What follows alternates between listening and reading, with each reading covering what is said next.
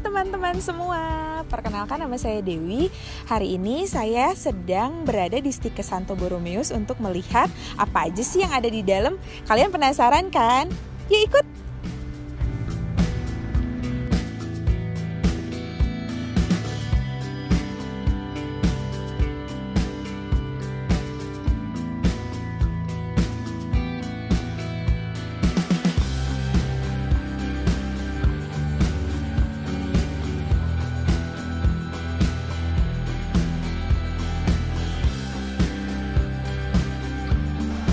Selamat pagi. Selamat pagi, ada yang bisa dibantu? Perkenalkan Bu, nama saya Dewi. Hari ini tuh saya rencana untuk berkeliling-keliling di Stikes Santo Borromeus. Apakah boleh Bu? Boleh, saya antar. Mari Bu.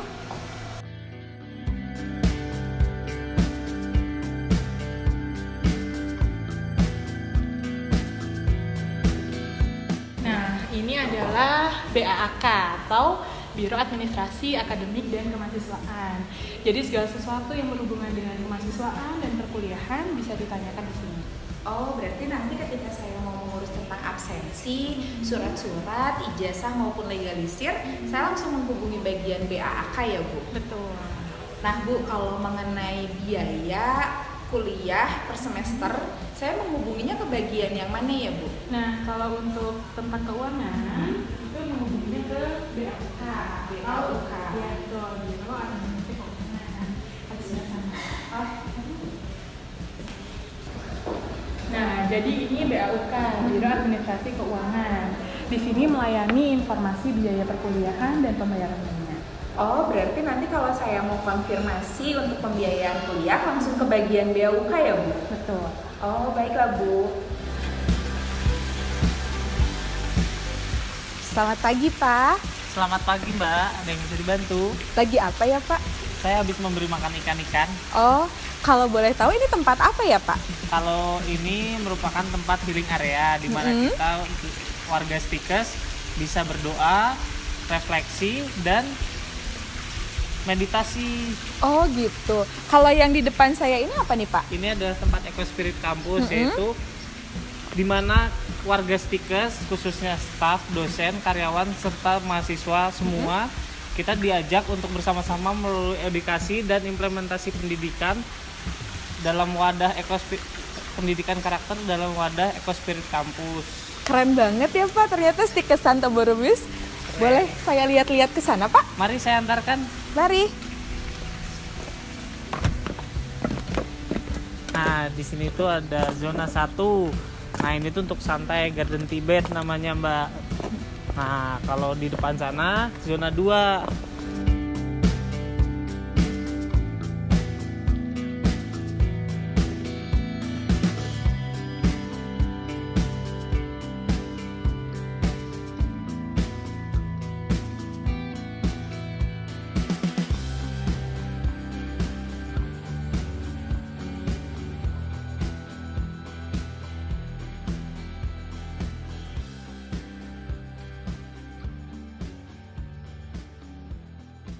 Kita sudah sampai di zona 2 Mbak, namanya adalah zona kitchen garden. Nah, ini adalah tanaman-tanaman yang biasa digunakan oleh rumah tangga. Contohnya cabai, sawi, bayam, dan ada lagi selada. Dan kedepannya kita akan terus menambahkan tanaman-tanaman yang biasa digunakan untuk rumah tangga dan akan kita gunakan untuk keperluan Stikes. Oh iya, ini cabenya udah berbunga ya Pak. Ih, keren banget ya. Iya. Mari kita lanjut ke zona 3. Oh, mari Pak.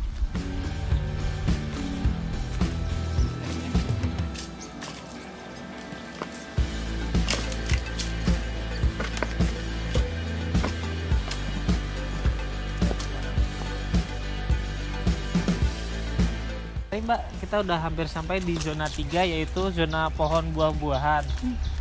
Nah, di sini tuh ada pohon mangga, pohon belimbing, pohon rambutan, nah mangga, pisang, jambu.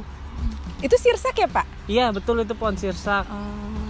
Nah kita juga di sini untuk media tanamnya menggunakan pupuk alami, kompos alami ini, gitu. daun-daunan kering kita biarkan, kumpulkan, agar menjadi kompos.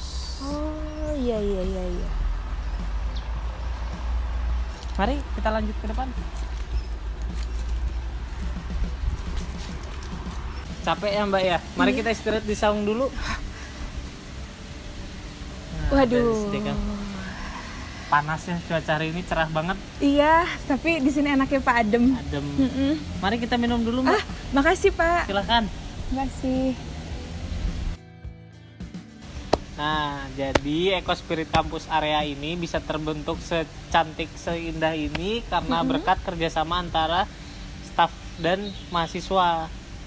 Nah, mereka bekerja sama juga dengan komunitas peduli lingkungan, terus KHH, terus Warung Seribu Kebun, dan komunitas Bandung Permaculture.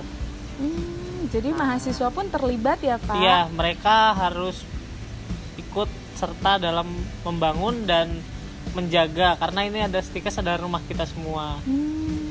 Keren ya Pak. Ya. Pak Bernard, makasih banyak ya sudah menyempatkan diri ngajakin saya jalan-jalan sampai ke belakang tadi di area Eco Spirit Campus. Sama-sama Mbak. Makasih ya Pak. Iya. Wah, kira-kira itu gedung apa ya? Kita lihat ya teman-teman.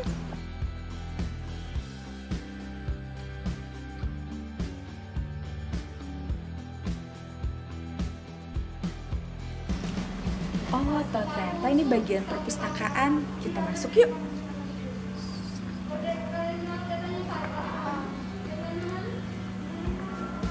Halo teman-teman, sekarang saya sudah ada di dalam perpustakaan Stikes Santo Borromeus. Saya sedang bersama Ibu Nesya sebagai penanggung jawab perpustakaan di Stikes Santo Borromeus. Hai Bu Nesya, selamat pagi. Selamat pagi. Bu Nesya, boleh ya kita bincang-bincang sebentar? Boleh dong. Saya mau tahu dong Bu, fasilitas apa saja yang perpustakaan Stikes Santo Borromeus ini sediakan? Oke, jadi pertama kali setiap pengunjung perpustakaan itu wajib mengisi buku tamu melalui sistem dan ID-nya nanti menggunakan nomor induk mahasiswa. Oh gitu ya Bu, terus Bu? Nah, kemudian perpustakaan itu kita memiliki 2 lantai. Lantai yang pertama itu adalah untuk sirkulasi, isinya untuk peminjaman dan pengembalian buku-buku. Kemudian lantai yang kedua itu adalah untuk referensi. Nah, lantai 2 itu, referensi itu maksudnya adalah seperti skripsi, KTI, buku referensi, jurnal, dan juga ada koleksi yang lain. Nah, perpustakaan itu memiliki koleksi buku-buku dalam bidang kesehatan seperti keperawatan, medikal bedah, maternitas, farmasi, rekam medis, dan masih banyak lagi. Nah, selain koleksi buku-buku yang tadi, ada juga koleksi buku-buku umum atau buku yang di luar bidang kesehatan.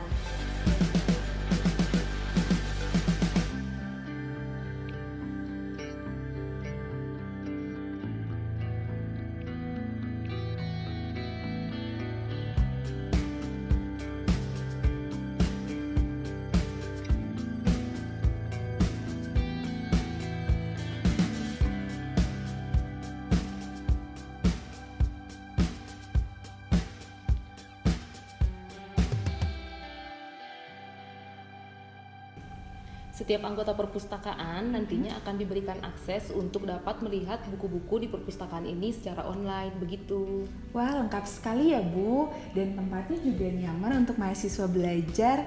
Makasih ya Bu Nesya. Terima kasih. Saya mau melanjutkan untuk berkeliling di Stikes Santo Borromeus. Mari Bu. Mari.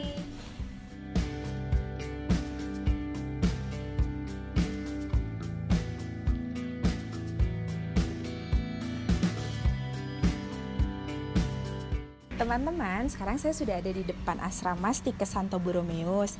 Kita lihat yuk di dalam isinya seperti apa.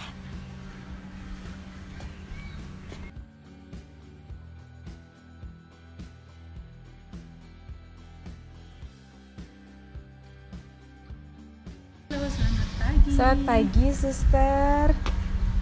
Maaf, ini dari mana dan apakah ada yang perlu saya bantu? Oh iya, Suster, perkenalkan, nama saya Dewi. Di sini saya mau ngobrol-ngobrol tentang fasilitas asrama. Boleh minta waktunya, Suster? Oh, oke, boleh. Mari masuk, kita ngobrol di dalam. Oh iya, makasih, Suster. Halo teman-teman, teman-teman, sekarang saya sudah ada di Asrama Stikes Santo Borromeus. Di sini saya bersama dengan Suster Kalista Sebe sebagai penanggung jawab asrama. Halo Suster. Hai Dewi. Suster, saya mau bertanya nih, kalau asrama ini dikhususkan untuk seluruh mahasiswa dan mahasiswi Stikes Santo Borromeus kah?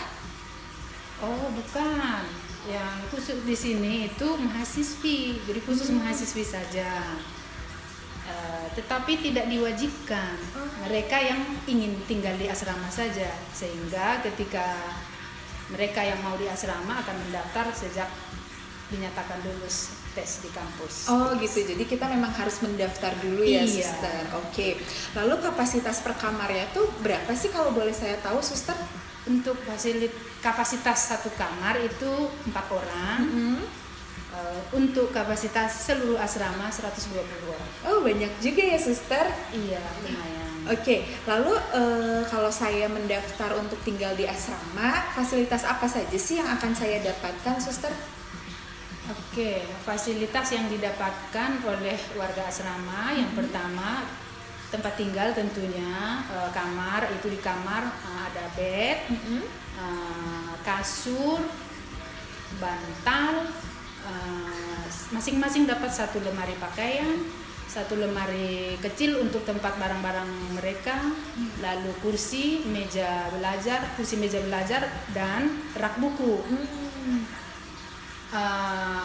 Untuk spray, selimut, sarung bantal, setrika dan perlengkapan mandi dan perlengkapan makan itu bawa sendiri-sendiri. Itu menjadi milik sendiri dan ketika akan keluar dari asrama juga dibawa kembali karena itu memang barang pribadi. Oh gitu. Lalu fasilitas lainnya berhubungan dengan tempat tinggal tadi sudah termasuk listrik, air, makan, dapat makan 3 kali sehari. Oh, jadi saya nggak usah lagi mikirin saya harus makan di mana ya, karena akan disediakan oleh asrama. Iya, benar sekali. Jadi pembayaran asrama yang per bulannya itu sudah membayar keseluruhan yang saya sebut tadi sebagai fasilitas itu. Oh, begitu.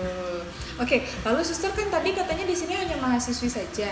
Lalu yang mahasiswa nih, yang laki-laki tinggalnya di mana ya? Untuk yang laki-laki, mahasiswa yang laki-laki, untuk saat ini memang kami belum punya asrama khusus laki-laki. Mungkin suatu saat nanti. Tetapi ketika mendaftar awal, kami ataupun dari pihak Stikes akan mengarahkan mereka untuk mencari kos-kosan yang dekat di sini, yang kami juga sudah tahu bahwa itu aman untuk tempat tinggal. Banyak kok kos-kosan yang dekat dari kampus. Oh banyak ya Suster ya. Oke. Ya Suster, kalau untuk kegiatan warga asrama itu apa aja sih Suster? Kegiatan asrama itu kegiatan harian.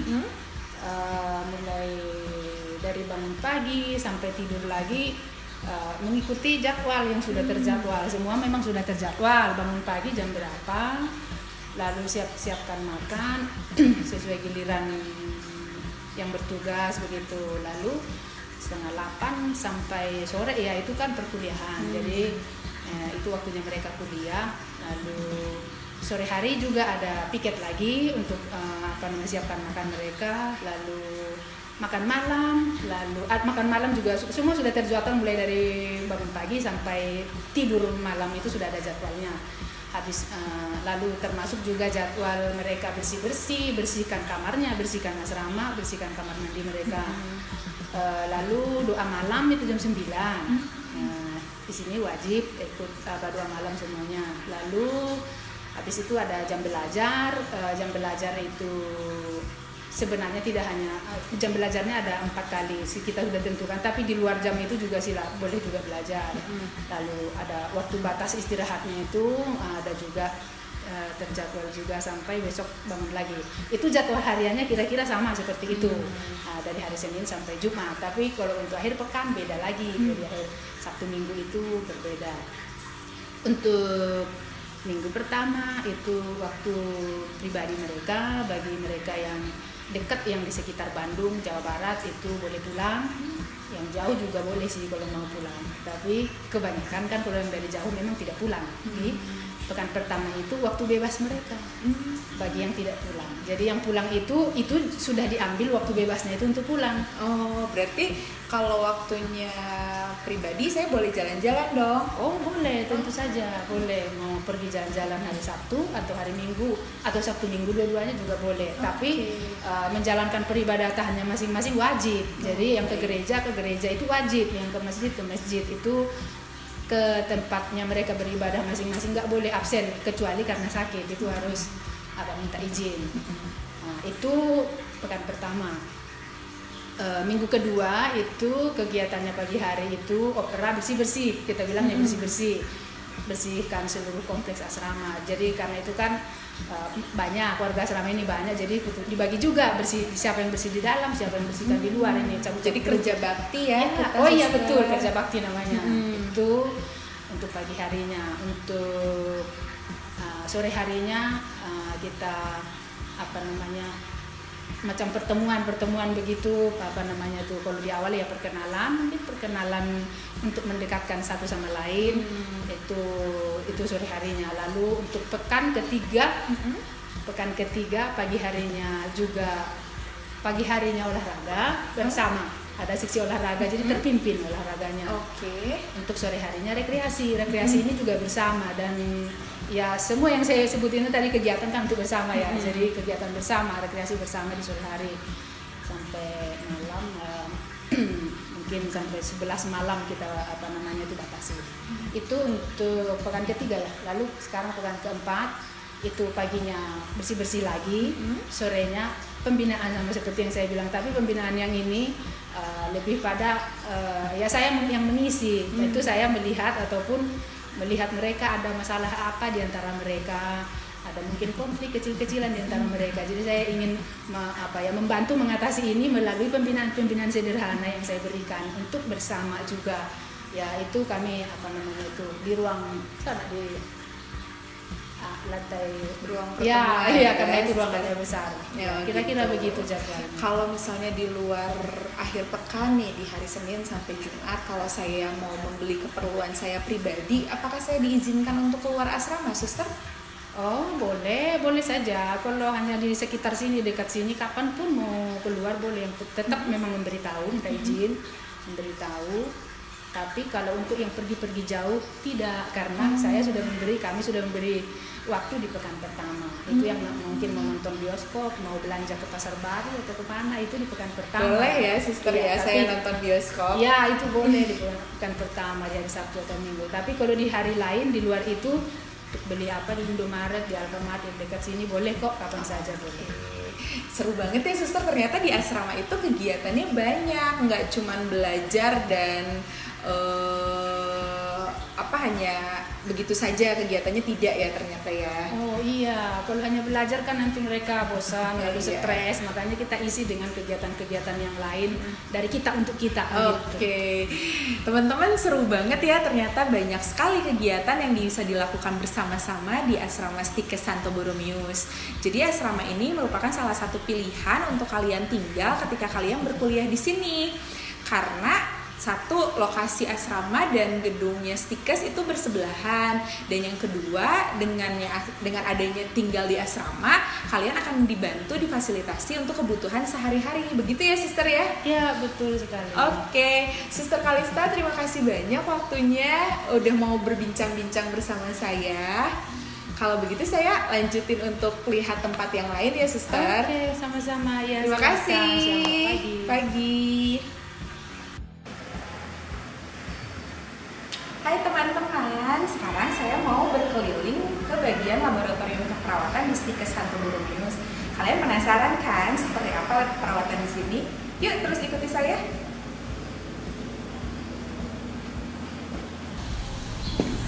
Selamat pagi Bu. Ya, pagi Mbak Dewi.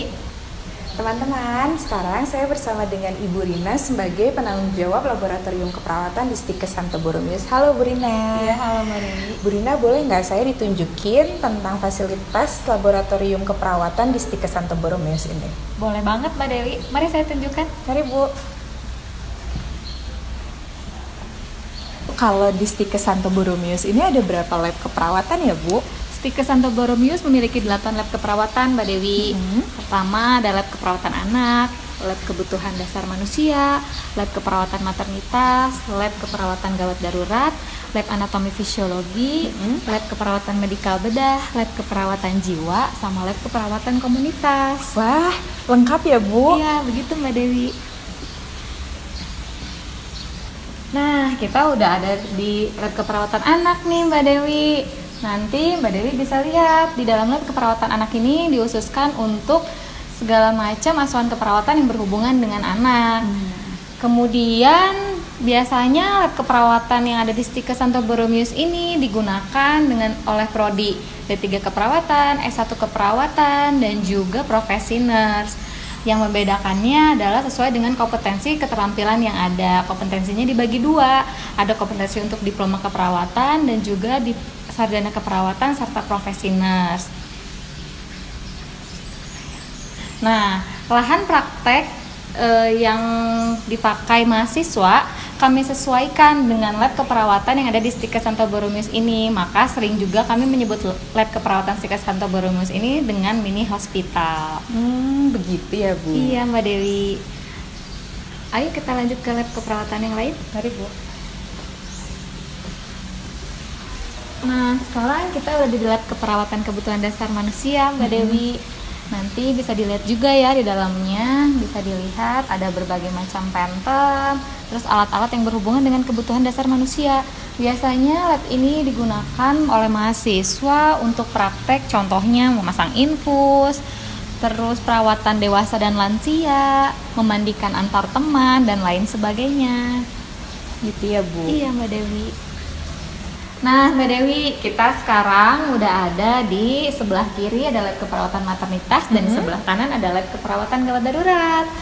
Lab keperawatan maternitas ini sendiri biasanya digunakan oleh mahasiswa keperawatan untuk pemeriksaan ibu hamil, perawatan ibu mau melahirkan, dan juga perawatan ibu pasca melahirkan.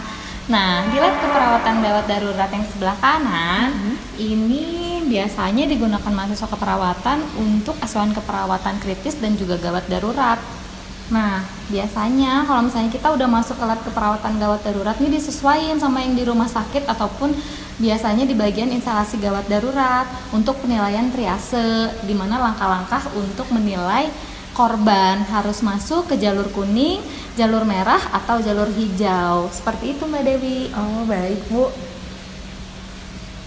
Sekarang kita ada di lab keperawatan jiwa Mbak Dewi. Lab keperawatan jiwa ini dibagi dua, lab keperawatan jiwa 1 dan lab keperawatan jiwa 2. Lab keperawatan jiwa 1 ini biasanya digunakan mahasiswa untuk observasi, sedangkan lab keperawatan jiwa 2 dilakukan mahasiswa untuk simulasi keperawatan jiwa.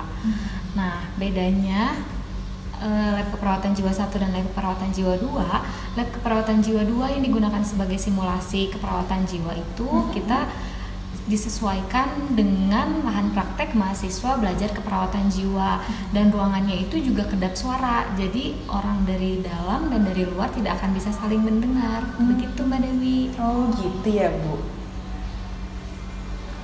Mbak Dewi, kita udah ada di lab keperawatan yang terakhir nih, di lab keperawatan komunitas. Biar nggak penasaran, kita langsung masuk aja yuk ke dalam. Mari Bu.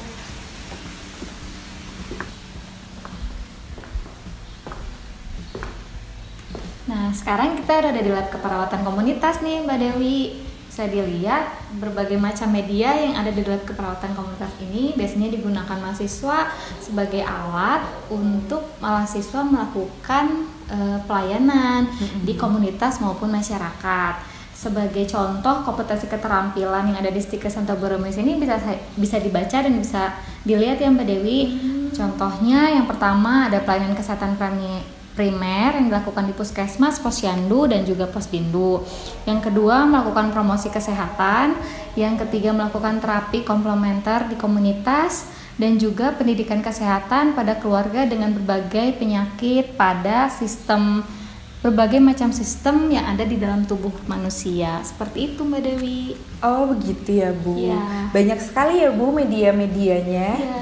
Biasanya mahasiswa untuk melakukan penyuluhan, ya kita menggunakan alat-alat yang ada, media-media, bahkan alat-alat yang ada di lab keperawatan komunitas ini. Wah, pasti mahasiswanya semakin bersemangat ya dengan melakukan penyuluhan kesehatan. Bu Rina, terima kasih banyak ya. Saya sudah diajak berkeliling untuk melihat fasilitas laboratorium keperawatan di Stikes Santo Borromeus ini. Sama-sama Mbak Dewi. Nah, kalau ada yang kurang jelas nanti bisa ditanyakan kembali kepada saya. Baik, kalau begitu saya melanjutkan untuk berkeliling ya Bu. Ya, boleh Mbak Dewi. Mari Bu.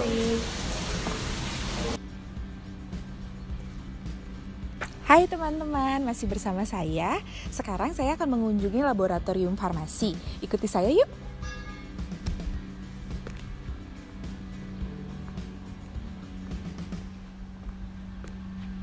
Hai teman-teman, sekarang saya bersama Ibu Naomi yang merupakan salah satu staf dosen program studi farmasi. Halo Bu Naomi. Halo Mbak. Bu Naomi, saya mau dong dikasih tahu mengenai fasilitas laboratorium farmasi yang ada di Stikes ini, boleh ya Bu? Boleh. Oke, kita punya 6 lab untuk di program studi D3 Farmasi Santo Borromeus ini. Lab yang pertama kita punya lab manajemen farmasi. Kemudian yang kedua kita punya lab bahan alam farmasi. Ketiga kita punya lab farmasetika dasar. Keempat kita punya lab teknologi. Untuk lab teknologi kita dibagi dua menjadi lab teknologi steril dan juga non steril. Kemudian yang terakhir kita punya lab untuk kimia. Banyak ya Bu laboratoriumnya ternyata. Sepertinya akan menarik. Bu, boleh saya diajak untuk lihat-lihat? Boleh. Boleh? Yeay, yuk kita lihat-lihat. Ayo Mbak, kita lihat-lihatnya. Ya Mbak Dewi, ini kita sudah sampai di laboratorium farmasetika dasar. Oh gitu Bu. Nah, di sini, di lab ini nanti mahasiswa diajarkan dan dilatih untuk bagaimana caranya meracik obat berdasarkan dari resep permintaan dokter. Nah, di sini ini alat-alatnya. Nanti setiap mahasiswa akan memiliki mejanya masing-masing beserta alat-alatnya ada di dalam laci. Nah, kemudian ini obat-obatnya juga sudah disediakan, sudah disesuaikan dengan di tempat prakteknya mahasiswa nanti. Oh gitu, banyak ya Bu ternyata obat-obatnya. Iya. Mbak Dewi, kita lanjut ke laboratorium teknologi steril. Nah, ini laboratorium teknologi steril. Nah, di sini nanti mahasiswa akan diajarkan untuk bagaimana meracik, menyediakan sediaan obat steril. Yuk kita lihat yuk. Yuk, mari Bu.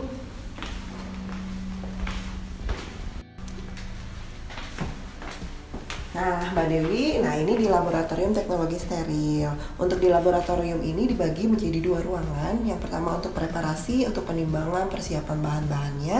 Kemudian yang satu lagi untuk ruangan untuk produksi sediaan sterilnya.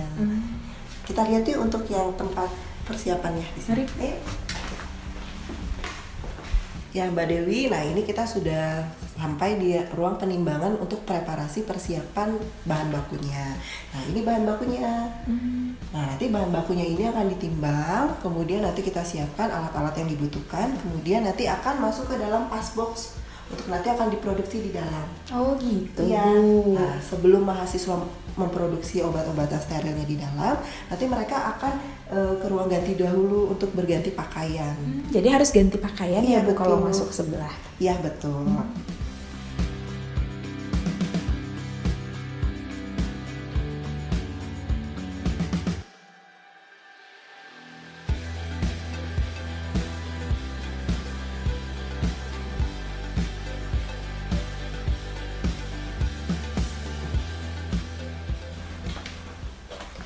Oke, nah Mbak Dewi, ini kita sudah sampai di ruangan untuk mahasiswa mengganti pakaiannya menggunakan APD steril yang lengkap. Seperti yang ada di gambar, Mbak. Oh, seperti yang di cermin itu ya Bu? Iya, betul. Oh, begitu pakaiannya. Iya, nanti setelah mahasiswa menggunakan APD tersebut, nanti mahasiswa baru boleh masuk ke dalam ruangan produksi steril. Kalau saya boleh nggak Bu masuk ke ruangan steril ini? Boleh, asalkan Mbak Dewi juga harus menggunakan APD seperti gambar tersebut. Nah, ini Mbak Dewi, kita lanjut untuk ke laboratorium teknologi sediaan non steril. Di sini nanti mahasiswa akan membuat sediaan tablet, kapsul secara produksi secara besar. Oh, begitu Bu. Iya. Yuk kita lihat yuk. Ya, boleh Bu, mari. Ya Mbak Dewi, nah ini adalah alat-alat yang digunakan untuk di teknologi non steril. Nah ini alat-alat untuk membuat sediaan tablet. Nah ini ada mesin pencetak tabletnya, kemudian ini ada oven, ada mesin pengering granul untuk pembuatan tabletnya juga. Kalau di sini hanya memproduksi tablet saja ya Bu? Tidak, kita bisa produksi kapsul juga, tetapi untuk skala yang lebih besar. Nah nanti setelah sediaan tersebut diproduksi, sebelum dikemas, sediaan tersebut akan dievaluasi terlebih dahulu. Nah alat-alat evaluasinya di sebelah sana. Ya ini alat untuk evaluasi tabletnya. Ini ada alat untuk waktu hancurnya, ini untuk reliabilitas, fleksibilitas. Nah ini bol untuk penyangkut tabletnya. Nah ini untuk alat resolusi. Nah ini kita punya spektro juga nih. Ini untuk identifikasi secara kuantik-kuantik.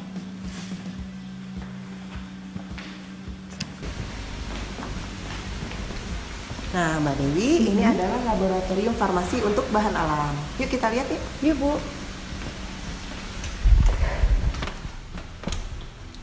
Nah Mbak Dewi, di sini di laboratorium farmasi bahan alam ini nanti mahasiswa akan diajari bagaimana untuk meracik, menyiapkan obat-obat tradisional dengan berbasis bahan-bahan herbal. Gitu ya Bu. Kalau ini contoh-contoh bahan herbalnya ya Bu? Iya betul. Nah ini tanaman-tanaman obat yang biasa digunakan untuk membuat obat tradisional. Yuk kita lihat ke sini.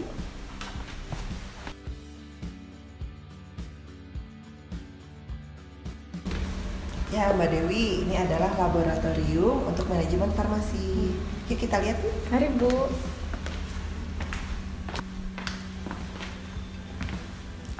Nah Mbak Dewi, ini adalah laboratorium manajemen farmasi. Di laboratorium ini nanti mahasiswa akan diajarkan bagaimana cara memanajemen perbekalan sediaan farmasi. Nanti setelah mahasiswa memesan obat perbekalan farmasi, nanti perbekalan farmasi tersebut akan disimpan ke gudang obat. Yuk kita lihat yuk. Mari Bu. Nah ini Mbak Dewi tempat penyimpanannya, disimpan berdasarkan dari bentuk sediaan. Kemudian nanti disusun berdasarkan alfabet. Gitu. Nah ini adalah bentuk sirup. Ini bentuk semi-solidnya. Terima kasih banyak Bu Naomi udah ngajak saya berkeliling-keliling hari ini. Iya Mbak Dewi, sama-sama. Ternyata fasilitas laboratorium farmasi di STIKes Santo Borromeus ini lengkap banget ya Bu. Iya. Dengan lengkapnya fasilitas ini pasti akan mendukung mahasiswa untuk mengenali bagaimana situasi di dunia kerja. Bu, saya lanjutin keliling di tempat yang lain ya Bu. Iya, silakan Mbak Dewi. Mari Bu. Iya. Nah, halo teman-teman, sekarang saya di laboratorium rekamedis STIKes Santo Borromeus. Saat ini saya bersama dengan Pak Kusna. Hai Pak Kusna. Halo juga. Ya, Pak Kusna ini merupakan salah satu staf dosen Prodi Rekamedis. Pak Kusna, boleh nggak sih saya dan teman-teman semua diinformasikan mengenai laboratorium yang ada di STIKes Santo Borromeus ini? Oke, baik. Ini karena ini penting, suatu yang penting dan semua harus paham tentang apa itu laboratorium di STIKes, khususnya untuk Prodi Rekamedis, bahwa kita punya 3 laboratorium. Yang satu adalah di sini adalah mini hospital, kemudian ada laboratorium Kesmik dan juga ada laboratorium database. Ya. Mungkin boleh sedikit saya sampaikan bahwa di sini untuk laboratorium Kesmik adalah kita terdiri dari banyak pelayanan yang menggambarkan adalah suatu pelayanan di rumah sakit, bahwa kita bicara sistem pelayanan baik itu untuk rawat jalan, rawat inap dan juga unit gawat darurat, ya itu. Terus kemudian lingkup pekerjaannya atau kegiatannya adalah di sini adalah mulai dari proses kegiatan bagaimana admission, sistem pendaftaran pasien baik itu adalah manual ataupun juga dengan sistem komputerisasi begitu. Dan juga nanti kita di sinilah tempat untuk belajar bagaimana sistem penomoran, sistem penjajaran rekamedis sampai kepada sistem penyimpanannya ada di sini, dan juga nanti tempat belajar untuk statistik kesehatan dan sistem pelaporan. Dan juga ditambah lagi bahwa di sini untuk kodifikasi sampai kepada entry data untuk penyakit, ya, data penyakitnya. Ya, jadi selain belajar konsep teori, mahasiswa pun akan sambil melakukan simulasi ya Pak di sini? Iya, betul, pastinya bahwa itu adalah termasuk dalam capaian kompetensi praktek, bahwa anak-anak harus mampu di sini sebelum nanti akan berlanjut ke lahan praktek di berbagai rumah sakit, ya. Seperti itu. Luar biasa ya, Ya. Pak. Mahasiswa disiapkan sedemikian rupanya. Ya. Oke. Ya, Oke, baik. Untuk selanjutnya mungkin kita bisa lihat laboratorium Kesmik. Boleh, Pak. Oke, baik. Mari. Mbak Dewi, kita masuk di lab Kesmik, di mana mungkin bisa dilihat di sini ada banyak komputer, ya. Ya, Pak. Tentunya adalah akan menjadi supporting dalam sistem Kesmik, ya. Khususnya adalah di Indonesia, di mana laboratorium Kesmik ini adalah digunakan untuk bagaimana pembiayaan tentang pelayanan kesehatan, ya, khususnya dengan aplikasi INA CBJS atau ini INA karena ini adalah di Indonesia dan diperuntukkan adalah untuk BPJS, ya. Oke, kemudian untuk Kesmik ini adalah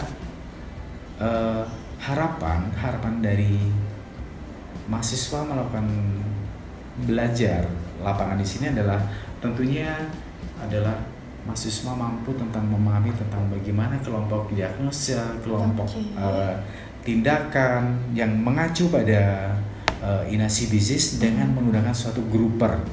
Dan kemudian capaian kompetensinya itu adalah bahwa tentunya nanti adik-adik mahasiswa mampu memahami tentang bagaimana komponen di dalam Kesmik, struktur kode di dalam INA CBJS, dan juga tentang bagaimana alur pengkodean menggunakan alur pengkodean INA CBJS, dan juga tentang variabel data dalam kode INA CBJS-nya.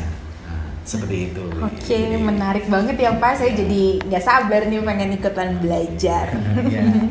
Untuk selanjutnya Mbak Dewi, kita akan masuk ke lab ketiga atau lab terakhir, ya.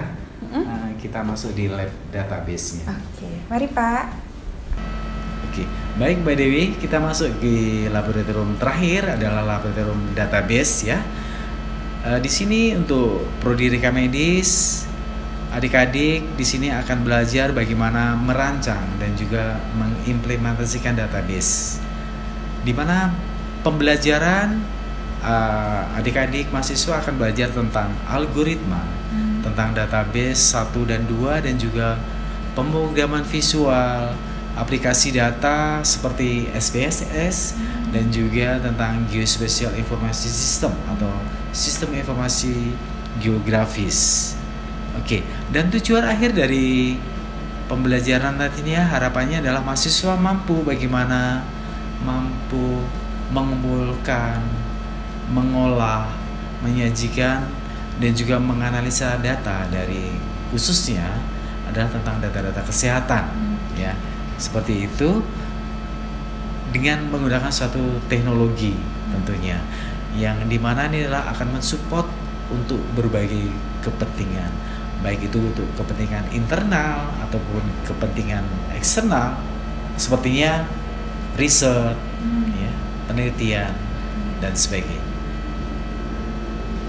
Luar biasa ya, Pak, lengkap sekali fasilitas laboratorium reka medis di Stikes Santo Borromeus ini.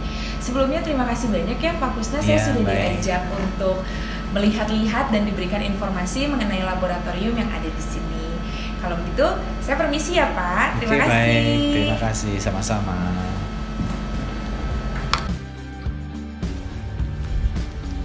Gimana? Seru banget kan? Hari ini udah keliling-keliling bersama saya di Stikes Santo Borromeus. Tempatnya sangat cozy dan ramah lingkungan, serta fasilitasnya pun mendukung untuk proses belajar mengajar.